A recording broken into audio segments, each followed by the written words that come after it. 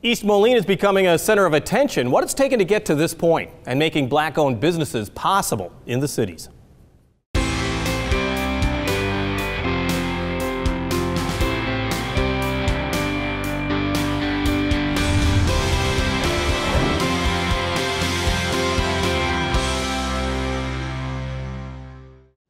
A thriving community depends on a lot of different areas of success, and we're looking at two of them. What does it take to encourage minority business people to take a risk on their own and to see that idea grow? And what does it take to resurrect a community that was dependent on 20th century businesses? How to make sure that community's best days are not behind it? And that's where we start. East Moline was part of the ag equipment dynamics of the cities for years. Deere still thrives, but with the huge J.I. Case plant closing last decade, the city was at a crossroads, and we're now seeing potential in East Moline. And joining us is Redeem East Moline Executive Director Tim Kananishu. How you doing? Great, Jim. Thank you for having me. I appreciate you being here. Okay. Tell me about East Moline right now. I mean, that's a little city that was ignored. You'd come into the city, you'd see the sign saying, yes, we are one of the Quad Cities. And now you're really shining. Oh, yeah. Things are really looking up and really improving. There's a lot of energy and there's a lot of momentum in terms of change. Is this a good example of making the most of a bad opportunity, so to speak? I mean, J.I. Case so much dominated that one huge parcel, what is it, about 132 acres of land. Oh, yeah. Prime real estate. That's right. And it's taken a time for you guys to come up with a plan and find investors to make it possible. That's exactly right. And again, investments is part of the reason why it took that long to get things going there. But what it's actually going to do is recreate the riverfront. And so there's so many things that are happening there, and that it's just going to continue to grow, and I think it's going to spread throughout other portions of the city itself, but also the Quad Cities region. Now we're talking about an area that has been called the Bend now. Correct. It's got the Hyatt hotels, which are almost a corner piece now for East Moline just because of the top floor. The view is amazing. Yeah, the view is amazing. I was telling Tracy earlier that I thought it might be the best view of the Mississippi along its entire length. And so, yeah, it's a fabulous place. You and I were having a conversation about getting to East Moline, and the best story I've seen is that the night before the Hyatt hotels opened, there was a traveler that was moving from Iowa through Illinois. He saw the hotel because of the special lighting on the building itself from the I-74 bridge. He rolled up, and that's what he told them. He says, I saw it from the bridge, and I was wondering if you were open. So in a way, it's become a beacon in more than one way. Absolutely. What do you hope that this whole development becomes? Because it really is a mix of, first off, hospitality, but also you're looking for business as well as community space, very much so. Sure. There's a 3-acre park that will be functional after the springtime. The Bend Event Center will be completed and operational 1 June. They already have over 40 weddings booked at that reception hall, and that there's more than 20 this year. It's going to be able to serve as a place to have social events, corporate events. It's going to include a 100-seat open kitchen dining experience that's going to be operated by Bass Street, and that it will focus on fresh ingredients. And so those are just some of the things that are taking place now that will be ready in June. Now, you've been a part of Redeem for a number of years. Yes, I have. Almost a decade, in fact. Yep. You knew this could happen. Is it hard to believe it's happening? No, because I think it's just like the rest of the Quad Cities. You persevere, and that you're going to overcome obstacles, and that in my mind, there's nothing that you can't do if you put your mind to it. You can accomplish anything, and that's what's taken place so far. One of the other areas about the great improvements going on in East Moline is not only the new buildings, but how you're renovating the old. And you think of the Rust Belt, yes. Sean Moeller's music venue now.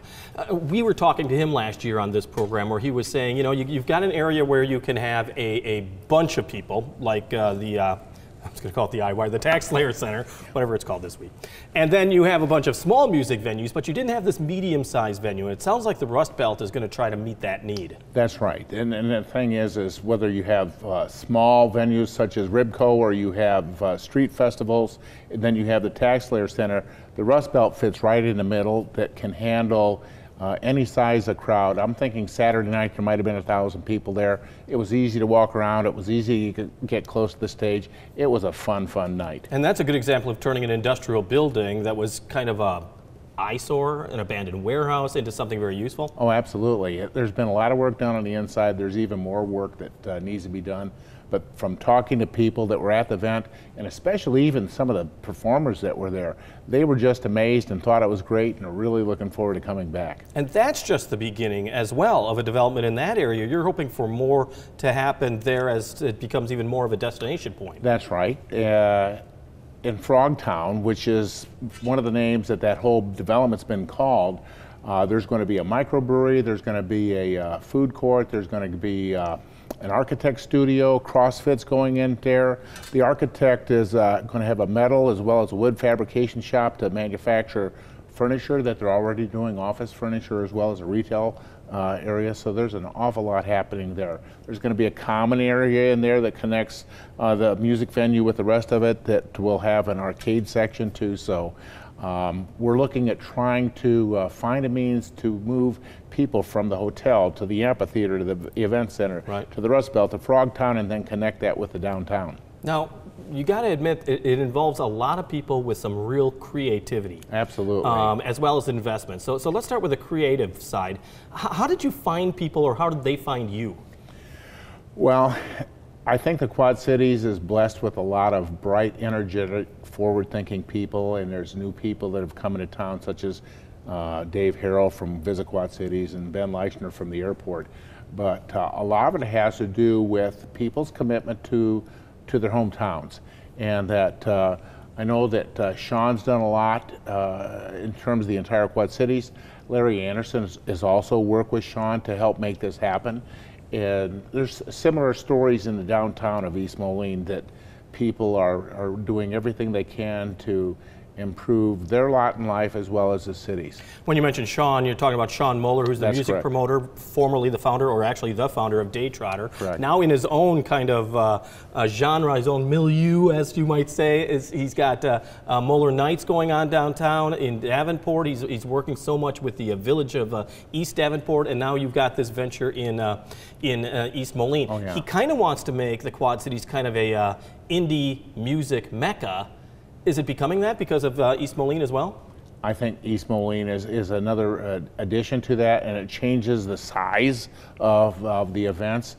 And so if it's a smaller venue such as the Triple Crown Whiskey Bar and Raccoon Hotel, the street festivals, and again the Tax Layer, and then the Rust Belt comes in, that you can fit all sizes and all different types of people.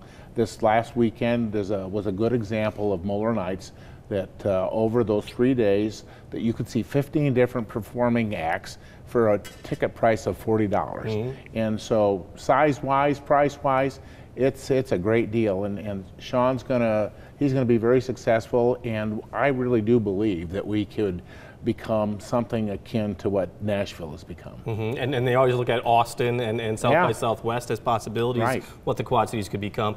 The key now, though, I would think for you as far as retail development is you're keeping an eye not only on other areas, but downtown has always been a concern. Oh yeah, downtown has been a concern, but there's going to be so many things that are going to be happening in the Bend that are going to cause spillover. There's also going to be some retail in Frogtown.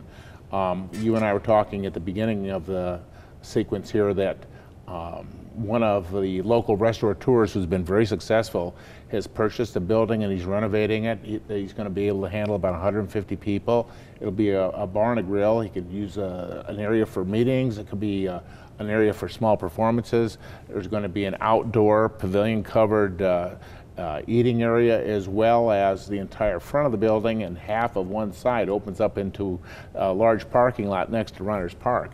And to me, that's an example of things that people are doing within the downtown. There's also been some other people that have expanded their businesses downtown, and that because of the energy and the people that are involved in the Main Street Association, I'm thinking things are really looking up. What about the manufacturing, the industrial, the employment side for East Moline? I mean, are there promises being made for the coming year that we're going to see some economic development in that area? There may be. If you think about what used to be East Moline Metal Products, right, there's 180,000 square feet of manufacturing taking place there right now still. And then you go down the street to the John Deere Harvester Works that probably employs maybe close to 2,000 people. They're continually improving their operations within the world's largest and probably most successful combine harvesting operations. The East Moline Industrial Park has seen a number of expansions in the last 5 years that just within the industrial park has seen a capital investment of $15 million in the creation of over 200 jobs, and that Redeem, which is an economic development not-for-profit, during the last 5 years, we've been involved in projects that total of $45 million in capital investment in creation of 300 jobs, and we look forward to that continuing to grow. What is the toughest thing to get people to come to East Moline as far as a new company is concerned? I mean, are there worries about taxes? Are there worries about adequate housing? Are the schools properly educating kids in East Moline? United Township High School has an excellent record and continues to be a leader, as well as their results have been very significant, and even compared on a nationwide basis. Housing affordability in East Moline is no different than the Quad Cities. It's very affordable. The thing is I don't think there's anything in terms of East Moline differentiating itself between Rock Island, Moline, or Milan or Silvis, but the state of Illinois and the financial condition is an area that is of a concern to people, whether they want to expand a business or open a business. Now, so obviously it's a concern of yours. I mean, you must talk to lawmakers all the time. What do you want to see perhaps come out of the Illinois legislature this year that could help East Moline and other communities your size? I think a sensible financial plan that rights the state of Illinois in both the short term and long term would be very important, and a real, true, balanced budget would go a long way to accomplishing that. It probably has more to do with realistic expectations of not only the citizens, but also the legislators as well. So we're counting on them to do the right thing for everybody. Well, we're leaving a long, harsh winter and heading into a hopefully nice spring and a great summer. This is going to be the moment when people get to rediscover East Moline as far as your outdoor public spaces. When we're talking about the Bend, or we're talking about Runners Park, which has been around, but now it's almost becoming not new, but people are getting used to it. People are better able to organize events there. Are you looking forward to the summer in particular in East Moline? Absolutely. The Downtown Business Association, the Main Street Group, started a series of concerts last summer, and that's going to continue this year. It's going to start on the 2nd of June, go through the 18th of August. Every Sunday at 4 o'clock in the Runners Park area will be a free concert, and that they already have the acts booked and that scheduled. So that's going to be occurring. The amphitheater in the Bend itself may also have music performances, outdoor weddings, plays, and there's a pavilion there. So it's going to be really interesting. And so there's a resurgence in a lot of different things across that whole area, from the city border through the downtown. We always keep saying is that each of the cities had ignored the riverfront for so many years. It was all industrial areas and all that, and now it looks like East Moline is making the most of that. Absolutely. Taking back the riverfront, there's going to be an access provided behind the hotel from the bike path into the Bend, so that'll be of a benefit. But then the pedway, we've actually had some conversations with people that would provide a trolley so that people can easily move from the riverfront to the downtown and back and forth. Tim Kananishu, who is the Executive Director of Redeem East Moline, thanks so much for joining us. We appreciate it. Thank you very much, Have Jim. a great year ahead. All right, we will. In a moment, helping Black-owned businesses get a start and others thrive. But first, here's Laura Adams, Out and About. This is Out and About for February 18th through 24th. Ready, set, think. The German American Heritage Center holds their Acht Liber Trivia Night on February 22nd, while Jumer's Casino and Hotel hosts the Chef Battle Quad Cities on February 24th, starting at noon. Mardi Gras is fast approaching, so bring your friends and search the Hauberg Mansion for clues to solve the murder at Hauberg before the killer strikes again. It's happening February 23rd, so get your reservations. The Davenport Alumni Chapter of Delta Sigma Theta Sorority presents The Best of Broadway, an evening of elegance, on the 23rd at the Radisson in Davenport. Dine, dance, and enjoy musical entertainment from Broadway shows. The Figge Art Museum opens a new exhibit, Louis Comfort Tiffany, Treasures from the Dry House Collection through May 19th. Enjoy the colors and artistry that signify Tiffany. Daniel Champagne performs at the Bishop Hill Creative Commons February 24th. Seating is limited for this intimate performance. Dinner at 6, performance at 7. The Quad City Wind Ensemble's winter concert takes place at the Galvin Fine Arts Center on the 24th at 3 p.m. Plus, this is your last chance to see Disney's musical Newsies at Circa 21, closing February 23rd. The musical A Gentleman's Guide to Love and Murder closes the 24th at the Spotlight Theater in Moline, and the QC Theater Workshop presents the 2017 Broadway comedy A Doll's House Part 2 through March 3rd. For more information, visit wqpt.org. Thank you, Laura. Kevin Presbury wants to be known for his ukulele-infused rootsy folk rock music. That's a mouthful. He says he's influenced with a Midwestern sound thanks to artists like Van Morrison, Jim Croce, and others. And he joined us at Moline's Black Box Theater to share one of his original works. It's Seaside. Here's Kevin Presbury.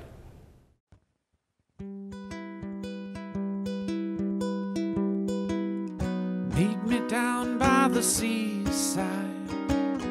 We can holler at the moon rise, watch as the tide strolls in.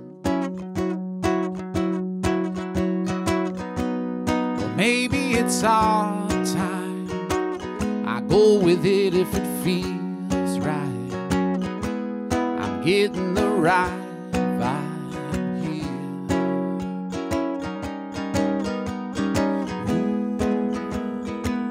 Do right by you when you're right by me. Well, let's not lose tonight.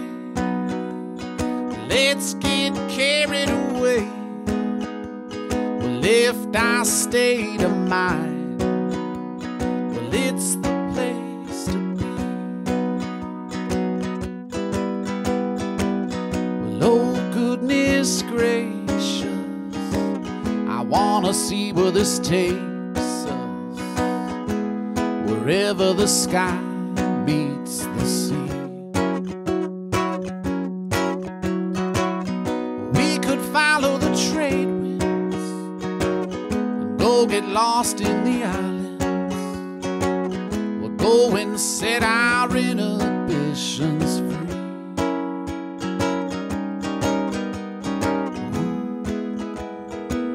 Do right by you when you're right by me. Well, let's not lose tonight. Let's get carried away. We'll lift our state of mind. Well, it's the place to be.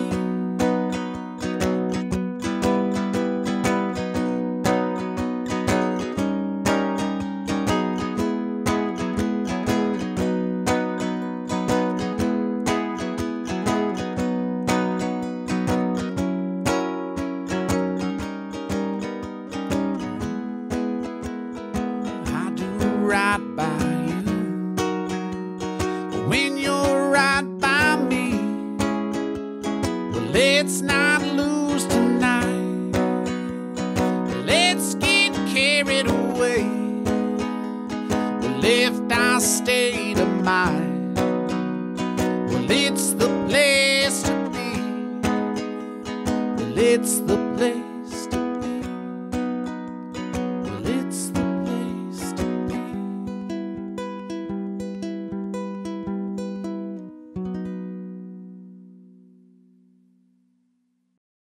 Kevin Presbury, he's touring the Midwest in the coming weeks, but will be back in the cities performing at Kilkenny's in downtown Davenport for St. Patty's Fest coming up March 16th. The Quad City Black Business Expo is being held this year at Moline South Park Mall. It's a chance to network and a chance to learn and a chance to grow. And joining us is Tracy White from the Quad City Empowerment Network. Thanks so much for joining us. No problem. Thanks for having me. How important is this business expo? I mean, this is what, the 4th or 5th year? It's our 4th year. And it gets bigger every year. And it's important because we're addressing a need in the Quad Cities. When we started out as the Empowerment Network, the one thing we did not want to do is duplicate services that were already being done. So we just had to find our niche in things. And the Black business community was something that was being overlooked. And everyone was doing their thing, you know, and trying their best to grow. But what we were able to offer were these networking opportunities and learning opportunities and more importantly, shared experiences so that you could see what worked, what didn't work, how'd that work for you, Right. let this work for me. So I think that's where the importance of it comes in, especially on that particular day. Time and time again, for small business people and entrepreneurs, it must be the loneliest place on earth. It is. And that's kind of what you're trying to do, is give a little bit of a safety net and almost bucking up people and saying, you can do this, you can do this. Right. I think for anybody in anything you do, you're so much more confident if you know there's a support system behind you. And that's what the network tries to provide, is that support system. So as a small business owner, you may not be confident. It may be a new idea. It may be you're passionate and you're trying to figure out how to make it a paycheck. And so by providing this opportunity with the expo, we're giving them that confidence that they need to take that next step and to try to grow their business. Well, let me talk about the two parts of the expo. One is you've got vendors who are giving services. The other is that you're going to have visitors and people walking in that want to find out more. So tell me a little bit about the vendors. Who is part of this and what are they offering? So the thing about the vendors is, even myself the first year, we had 20 vendors, and I was like, oh, there's 20 Black-owned businesses in the Quad Cities? Because you think about your staples, you know, gyms and Orr's Mortuary, so you think about those that have been here for years. So when I saw 20, I was excited. Well, then the next year it went up to 40, and then the next year it went up to 60. And what we find out is that not everyone's brick and mortar, right? Not everyone has a storefront. Most people provide a service. And so the expo gives them that platform to say, here's who I am and here's what I do. And so with the vendors, we have everything from real estate agents to catering services to makeup artists to t-shirt designers and spoken word and painters. And they're all there to just say, here's who I am, here's what I do, here's how you can support me. Okay, and then what do you want from the people that might show up? I mean, it's Saturday at South Park Mall. What would they get from this? Well, what they're going to do is get an opportunity to support a small business. And I think that's more important than anything. Small businesses are what thrive our community. It's good to have the big manufacturers. It's good to have your big box stores come in, but small businesses are what tie you to your community. And when you're supporting a small business, you're not helping buy a house or a new car, but you're supporting a dream. And that's more important than anything that you could ever pay for. Now, the Empowerment Network is making sure that minority businesses get a little bit of a boost, a little bit of help. What's the most important thing for a person who's thinking of starting a business? I mean, you got to have a plan. You can't just jump into it. No, you can't just jump into it. You might get in trouble. Yeah, very much so. And then, so how do you help with that? I mean, because you have to, like you said, a plan, a development. You already have the passion. How do you make that work? Well, what we have developed is a series of lunch and learns that we do on a quarterly basis. And so these are open to anybody, not just business owners. It's open for people who may be thinking about going into business. And with the lunch and learns, we always have best practices. We have someone who has been established and has been successful in business, and they're sharing how they got to where they are. We also bring in resources. I think resources are probably the most important thing, because when you start, you don't know where to start. And so to bring in SCORE, SBDA, or Iowa Workforce Development, we're able to give them resources and knowledge to know that there's someone in the community that they can go to that can help them out with this. But I think most importantly, it's this networking opportunity that they get with other businesses to find out, how did you get through this? Or how did you find this? And what, for me, the magic is when they start using each other's services. And so now we're starting to create a generational wealth here in our community, because it starts with the businesses. That's where it starts with. So when you start using my services, now I'm making more money. Now I can go hire somebody. And now this is money that's going back into the community. So I think it's a combination of resources, networking, and support that helps these small businesses grow or start. So many of these small business owners, though, eat, sleep, breathe their business 25 out of 24 hours a day. They may not have time. They might think, oh, wait, I don't have time for this. I'm running my business. You're pretty much saying, You can run your business better if you make the time? Exactly. It's an investment. You have to invest in yourself. You can't expect anyone else to invest in you if you don't do it yourself. And I'm that person who will go from one to the next, to the next, to the next, but you still have to find the time. And, you know, we try with the Lunch and Learns, we do them on a Monday afternoon, and we try to give you enough advance notice so that even if it's just for an hour, you're going to be able to walk away knowing something you didn't know coming in. And I know you love the youth. You love young people trying to find a way to find their niche, and they've got the greatest ideas and the greatest inspirations. And one of the things that you're going to have at the Expo is a youth Shark Tank competition, which we're getting used to on TV. Yes. You pitch your best story. Will somebody buy this idea? Right. This is kind of an exciting concept. It is, and I started out as a volunteer with the Incubator EDU program at Rocky High School. It's their entrepreneur class. I'm proud to say that the last 2 years that I've coached teams, those teams have won, right? Nice. And now we're on a third team with a great business concept. But the Black Expo kind of gives them an opportunity to practice their pitch before the actual pitch that they have at Rock Island High School. And so it's just exciting to see the youth be inspired and think entrepreneurially and understand that this might not become something, but you've learned so much along the way for coming up with this idea that it's things that you can apply to your everyday life. Well, and we're seeing a lot of the millennials trying to figure out a way to go it on their own. And like you said, it's not necessarily brick and mortar. There's a lot of exciting ideas out there. So if anybody wants to get involved with the Empowerment Network, if they think that this is going to help their idea grow, what would they do? Well, I would always say, for one, come to the Expo. There's going to be so much going on with, you know, keynotes and industry leaders that are giving out information. We have resources there too if you're interested in starting a business. We have those resources there for you. And then the vendors are really able to share their stories and how they were able to make it to the level that they're at. But if nothing else, you shoot me an email, quadcitiesempowerment@gmail.com, and I'll always get back to you and try to help you out. Because as you're pointing out, you're more than just the Expo this weekend. You're giving opportunities and offering help 365 days a year. Yes. You have a Facebook page as well. Yep. People can get updated. And who do you want? Anybody and everybody? Anybody and everybody. I'm always a proponent that small change can affect big change. And so if it's just a small idea, but it's an idea that takes you to another level, then you always can reach back and help somebody else get to that level as well. So I'm all about helping. You know, the African American community is our focus, obviously, but if we make that community greater, it just makes for a greater Quad Cities. Tracy White from the Quad City Empowerment Network. Thank you so much for joining us. The Expo is at South Park Mall in Moline, Saturday from what to what again? 1 to 5. 1 to 5 o'clock, Yes. so make sure you show up for that as well. Thank you. Well, WQPT's wildly popular Imagination Station is less than a month away. It's the biggest event of the year, but it's also one of the toughest tickets to get. Registration for free tickets starts Friday, March 1st at 8 in the morning. 4,000 tickets are given out. In years past, though, those tickets are gone within a few hours, so be ready on March 1st. This year's Imagination Station is being held Saturday, March 16th at Western Illinois University, Quad Cities. On the air, on the radio, on the web, and on your mobile device. Thanks for taking some time to join us as we talk about the issues on the cities.